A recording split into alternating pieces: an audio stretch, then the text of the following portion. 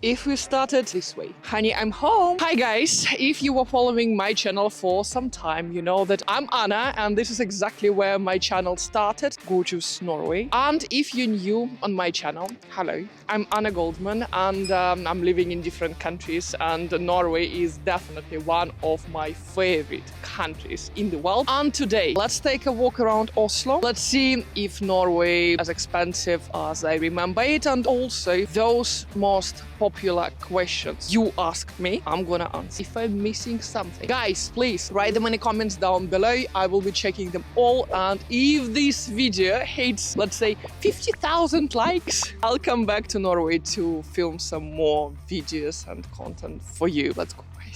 And by the way, this is the local Buckingham Palace. This is the palace where the King of Norway and the family lives. Beautiful. My dear Norwegian friends, instead of jumping in my comment section and telling me that no, our king does not live here, it's just his, I don't know, office building, and in fact he lives somewhere else. I've heard that the Prince of Norway lives somewhere in Lesake or Aker. No. Somewhere close to Oslo. You let me know in the comments down below. So instead of correcting me throughout all this video, you better tell me how much you miss me and how much you miss my content. I will be so happy to read those comments from you. So, I forgot my mic.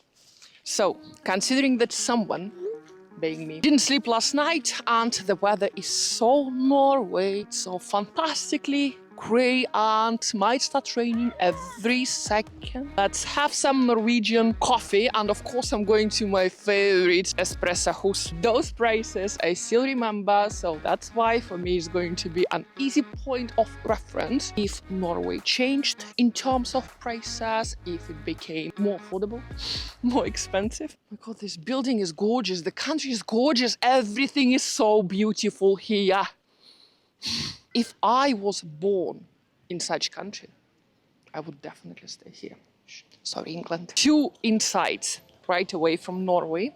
You see, I'm literally next to the motorway. That's considered to be quite a large road in the middle of city center. But no matter that, the road is so close, lots of cars, it's just so quiet. So my question to you, my Norwegian guys, as from what I noticed, all the cars, the majority of the cars I see here, they are electric. Is this sort of a new rule now that just normal cars, they're not allowed, that's a bike, they're not allowed to enter city center, or they need to pay some extra charges, or how it works? And also about the cars, guys, I would say that this is the largest amount of electric Porsche car, electric Porsche. I don't know how to, let me know how to pronounce this. Okay, in England I would say Porsche. So in Oslo these days, this is the maximum amount of electric Porsches I've ever seen in my life. They're literally around every single corner. I keep seeing them. Tell me what's happening. Tesla is not cool anymore. What? Norwegians, what happened to you? What happened to our beloved Tesla? Why I see you driving Porsches now? Tell me. And I also noticed this excellent winter Norwegian style. I keep noticing, especially evening time and predominantly in the supermarkets here. Is this a new style, guys? Like, guys, are you not cold? Okay, now we are approaching one of my favorite areas of Oslo. Here behind me you see Oslo City Hall. Let me just walk away from the tramways. I don't think the tram drivers will be happy to see this one on their way. Opposite side from it, we have Nobel Peace Prize building over there, Aker Brygge. It's one of the most luxurious residential areas in the whole Norway. So you literally have your apartment overlooking the fjords, you have your direct access to your boat, if you have a boat. However, as far as I know, when you have a boat in Norway, you cannot have any alcohol. Meaning that if you make a sip of wine, you have to stay on shore. So what Norwegians sometimes do, they take the drinks on their boats and they just stay there on shore, like literally in the marina, all day, enjoying the view, sitting on the boat and having fun. But consuming those drinks, they simply not allowed to go somewhere, you know, to drive the thing. So this is how Norwegian boating looks like. So if you're coming to Norway, especially if it's your first time, I definitely recommend you visiting this iconic Oslo city center. Also that castle right next to it. To get on the top of that castle, you will need to do a little hike, so you will have a little bit of exercise involved in your trip. Also visiting this Nobel Peace Museum. It's right here. And after that, to take a walk in Akerbrygga, maybe to find a cute restaurant, to have your lunch or to have your dinner. And this is exactly where we're heading right now. And this is exactly where I'm grabbing my coffee. Because the first question always in my list about Norway, let me check.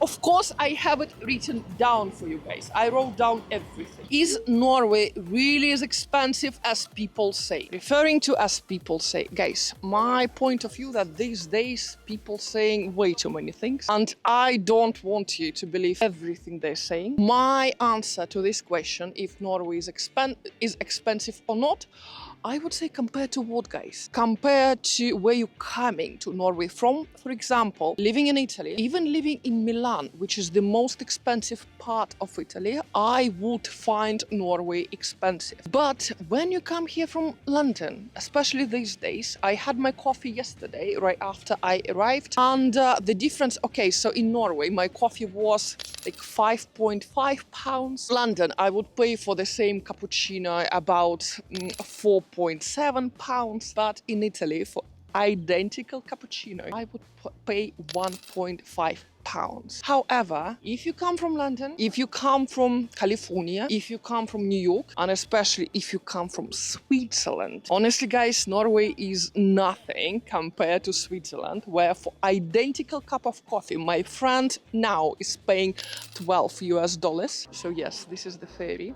I'm gonna be exploring next time I'm here, and this is exactly where my coffee house is. Coffee house. This is where we're gonna check local coffee. Let's grab cappuccino and at the same time find out on the spot how much it costs.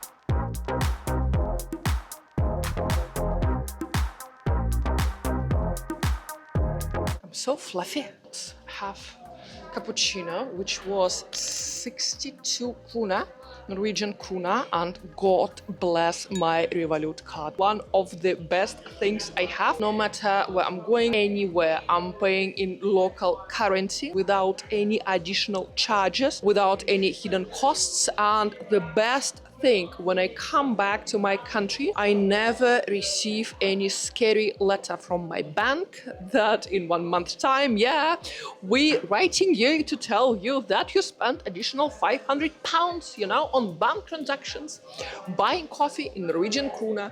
So anyone who is planning to travel, to move to another country, this time of our life, things like Revolut. First of all, it's a life and money saver, and second, it's such a massive peace of mind that you will not be overcharged anywhere you go. So let's talk about coffee. I paid 5.33 euros. Well, I know that judging just on coffee, it's not a strong reference, and we need to explore some more places around Norway. But even based on coffee and the price of coffee, you can see that price for this cup will be totally fine for London, will be absolutely fine for the US, considering that you don't need to pay any tip here in Norway. But for Italy, for this cappuccino, this price is a little bit over the top. So guys, let's take this chance and please let me know where you're from and how is life in your country, what you would like to improve, what you love so much about your country, because I'm turning this channel into something more personal with you, when we can discuss some interesting things. I can share with you some information about life in different countries. I'm planning now to be in Norway.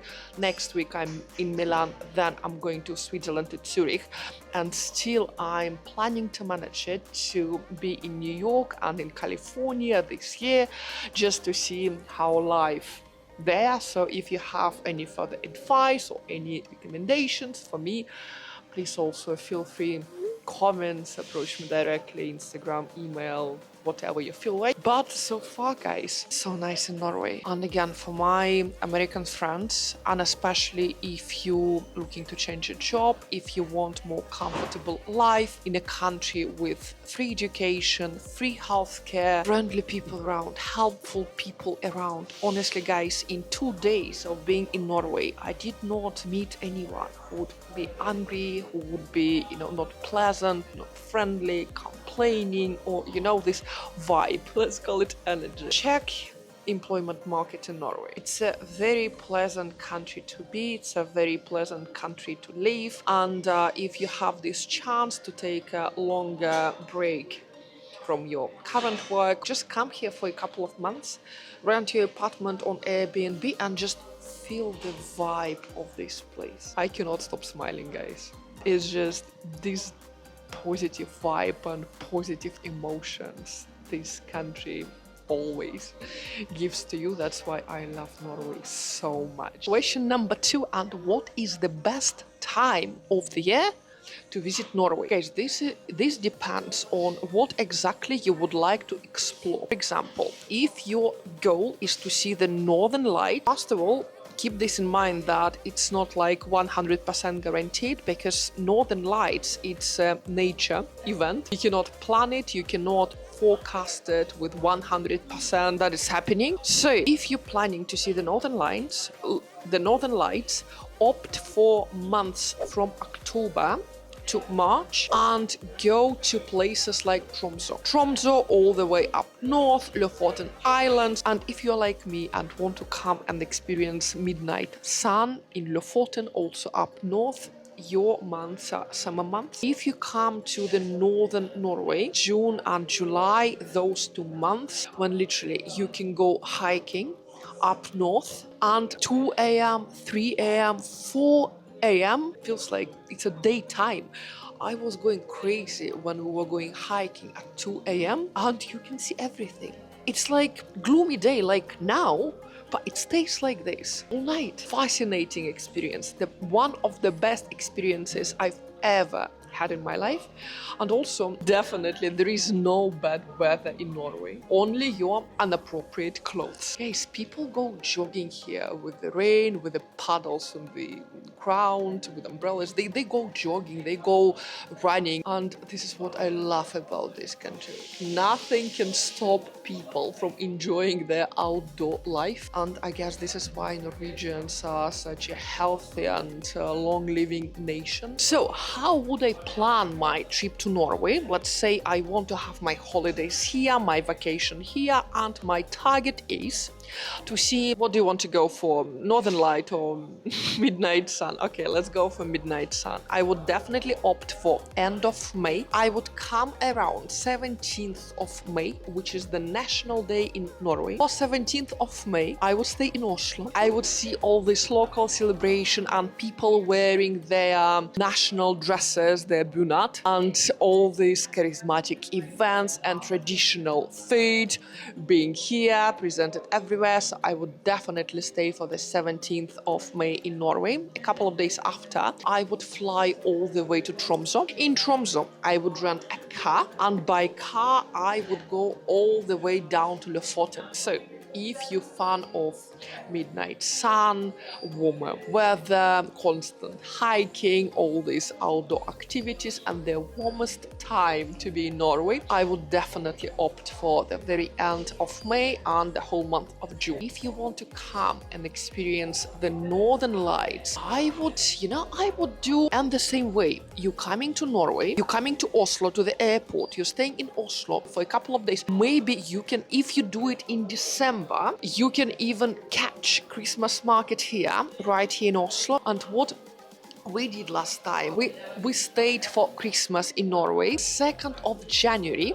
we shoot all the way to Tromsø to stay in Oh my God, Kirkenes. Oh my God, this is the northern part, the very northern spot of Norway. I'm staying there first in that fantastic hotel. I even filmed a couple of videos about that. They will take you dog sledding. They will take you to all these winter activities, all those called snow bikes and watching northern lights. You can literally do northern line watch every single night you're staying there, because that village, that little village, it's based far from key city developments in Kirkenes. I cannot call it massive city or something, but because it's so remote, it's so likely to experience northern lights if they occur at night. So my personal choice would be end of May, catching 17th of May plus June, or Christmas market plus going to places like Tromsø, Kirkenes, somewhere else you can experience the northern lights. This is how I would arrange my trip to Norway, and talking about this with you now, I'm really thinking to come here. By the way, here in a couple of weeks, I presume it's going to be a massive Christmas market.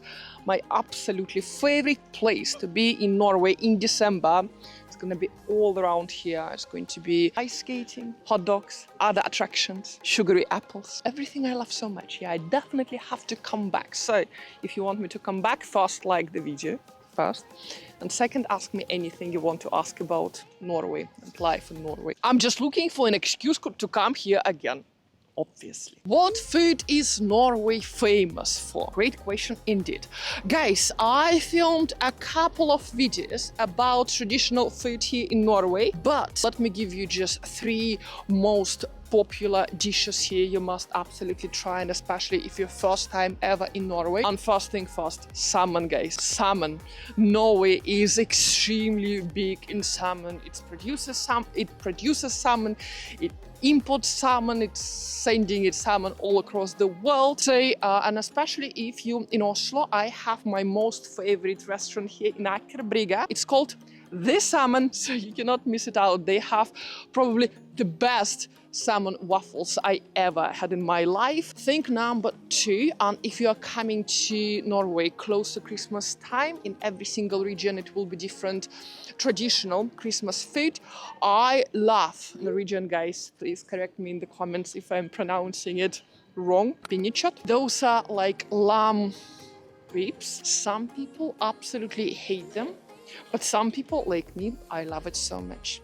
If you want to go for some safer food for Christmas, go for ribbe. It's like ribs and it's pork. Well, I'm not supposed to say it, but I love it so much. No matter that it's quite fatty, this is something absolutely worth trying. Okay, not to mention Norwegian famous hot dogs. Pulse. They're also all around the place, and you absolutely must try them when you're coming to Norway. Lots of people saying that nothing is so special, but special. They are special. They're Norwegian pulse. And I recommend you trying them. Also, in terms of chocolate, definitely go for quick lunch. The only thing, guys, if you talk to any Norwegian, please never tell them that their quick lunch is identical to Kit Kat, okay? It's not. Yes, it's emotional damage. Quick lunch is not Kit Kat, okay? Quick lunch and also Freya chocolate. Freya also have their shop close to Grand Hotel here in Oslo. So on your way back, when you're coming to Norway, visit Freya shop, and it's going to be, I would say, one of the best souvenirs you can bring back to your country, for your family, for your friends. Fantastic traditional present from Norway. Well, in terms of Norwegian food, salmon, some meat. If you go to Bergen or to Lofoten, also ask what their specialty in terms of fish. I'm sure they will be happy to share that with you. In Lofoten, we also had some fish soup, which was absolutely delicious. But guys, like I usually do when I visit new countries, I just go to most traditional restaurant. I'm usually asking the locals what would be the most traditional restaurant in the area. And there I just ask, what's your specialty? What's the specialty of the region? What's the specialty of your restaurant? What's the recommendation of the chef? All these questions, and that will be the most traditional Norwegian food. But still, salmon, meat, some other variation of fish, and Norwegian chocolate, guys, please. And yes, quick lunch is not Kit Kat. Keep this in mind. Okay. Thank you so much for being with me and for spending this amazing time in Oslo, the capital of Norway, with me. If you like this content, make sure you subscribe to this channel. I'm planning to show you much more and many different countries in Europe and in the world. If you have any questions about traveling to Norway, moving to Norway, coming to Europe, let me know. My comment section is especially for you there. I love you so much again, and I can't wait to see you all next week. Love you guys. Bye.